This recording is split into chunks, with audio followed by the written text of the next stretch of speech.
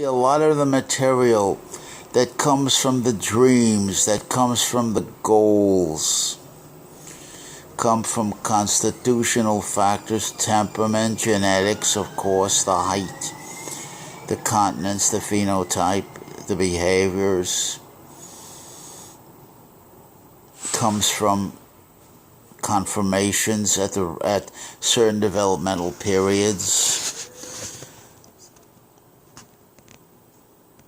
It comes from the right train to create correctly diagnosed social, physical, personality defects. The recognition and the development of very specific skills that transmute and sublimate from the libido theory, the primary libido theory, the hot genital strivings. And one of the most difficult things to do is go through that thicket and come out the master of your ship, the captain of your destiny. You have to master yourself. You need self-mastery however you do it. You need the right tools. You need the right ability to apply those tools when it counts, and you need the courage. You need to know how to read a book. If you can read a book, can you understand it? If you can understand it, can you apply it? Are you tough enough to look in the mirror and acknowledge what's really there? Do you know the difference between what's inside and what's outside?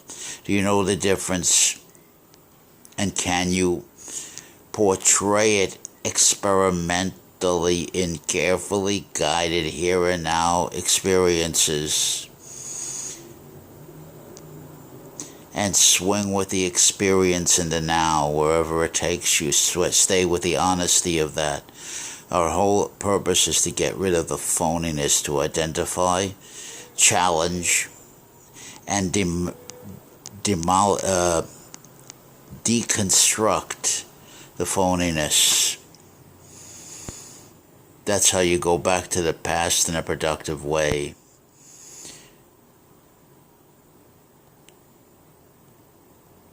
It's very important that you be in total control of what's happening in the now, the evidence, the behavior. You know how to listen to yourself, to watch yourself, to record yourself, to memorialize yourself as you're performing in the now. Do you know where you're vulnerable right here and right now? You can't do anything about something you don't know about. You have to ask yourself, where am I vulnerable here?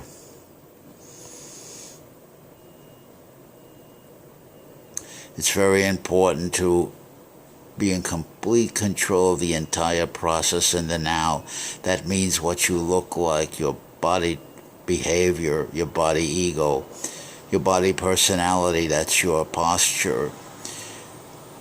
That's your body behavior, your sort of proximus. It's very important that he knows the limitations of protocol. He understands the protocol. He doesn't follow the leader here. It's very important that he comes up with an effective template and he applies it. And he can make judgments as he goes, prudent, effective judgments that are practical and realistic, and most importantly are testable. He's got to transmute and reframe everything and come up with a testable presentation of what's going on, feedback what's going on, feedback what went wrong. He's got to know how to be his own prosecutor. It's all about the questions that you ask yourself, you put to yourself, and the discipline in which we do it. It's got to be forged in a hot crucible. He's got to run right into the pain, both physically and mentally, psychologically and socially. He runs right into the pain. He wants the pain because he knows That's the fire of his own funeral. He's the phoenix. He rises from the ashes of his own funeral. That means he dies his own death. He controls it, and then he comes back again. This time he's the phoenix, flying over the empty desert of reality, social reality, the sociology of the absurd, as a Geworfenheit and Gemeinigkeit. The Geworfenheit is that he is a thrown there beingness, looking for a da, looking for a place, looking for a meaning. Everything is experimental. The situation in the now, the engagement, the encounter, the confrontation, the battle in the arena is everything. That's the only thing that exists. He's not one definition for all time. That's what Sartre means. And he's not continuously creating himself. He's continuously being his existence, acting into his existence, finding out what his existence and performance under pressure, under powerful pushback, powerful resistance in the arena, where there's no consolation and there's severe consequences pending, depending on what he says and does. That's his 50%. Also what his opponent does. He's got to pick his opponent wisely, prudently, and well. And with a woman, he's got to be very careful. You don't want to be insulted. If you're short, if you're dumpy, he can see himself in the mirror as he passes by store windows. You know what I'm talking about. And see how he looks standing next to that woman or that man or boy or whatever the hell it is.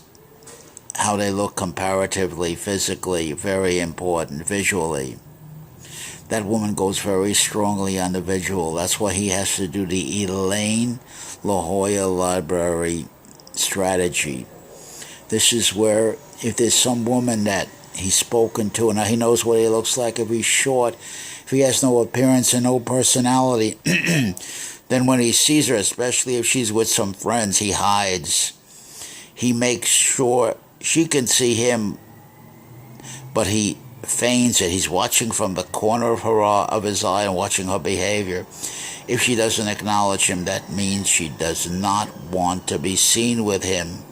She doesn't want him in her social presence when her friends are around to judge and evaluate. What are you doing with that midget, that troll, etc., that schlepper?